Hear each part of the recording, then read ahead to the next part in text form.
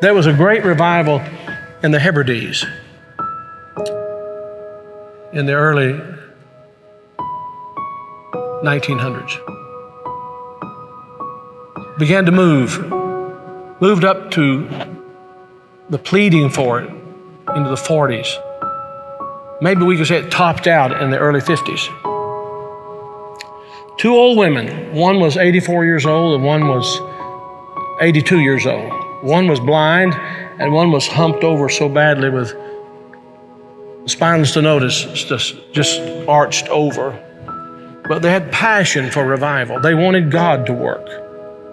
This is what happened. They couldn't even get out to the church to pray. They couldn't even get out to the church to worship. Their house became a place to meet. People came in. They got so passionate about revival coming to their isle, the Isle of Lewis.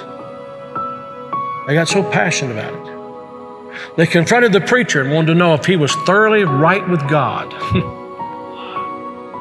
And they prayed and prayed and prayed. And they'd seen the Lord, they said, with the church filled up and God blessing, a great overflow. And the fire of God struck that tiny little obscure place off the coast of Scotland. And when it happened, there was a young teenage boy that got saved in it. His name was Donald. And the preacher became so dependent upon Donald and so close to Donald, he would ask him to lead in public prayers and help him with the meetings, and he did. Oh, how God worked. People began to hear about it, and the revival fire spread. It spread. And God blessed in a great way. Those two old women, the kind of people don't want in their church anymore. And from that same island, there was a young girl who was a cousin to Donald Smith, who immigrated to America. Her name was Marianne Smith McLeod. She came to America and in 1936. She met a man named Fred, and they were married. They fell in love. They were married. God blessed in a great way. And those old women were her aunts. And they came out of that fiery revival, They really experienced revival. And they sent a Bible, a copy of the Word of God that had been used in a special way in that revival, to Marianne. She started having children.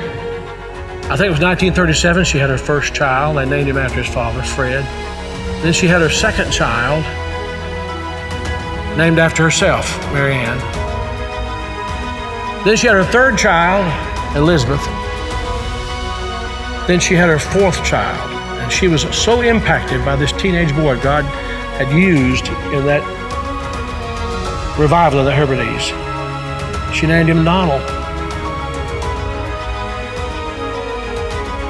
And she gave him that Bible, that Hebrides Revival Bible. He was born in 1946. He's now the 45th President of the United States. And that Revival Bible is in the Oval Office. I'm saying to you, I don't know how, why, I don't know how it all comes together. But I believe God is putting some things together to give us just a window. If he could find some open people who know what the window's for.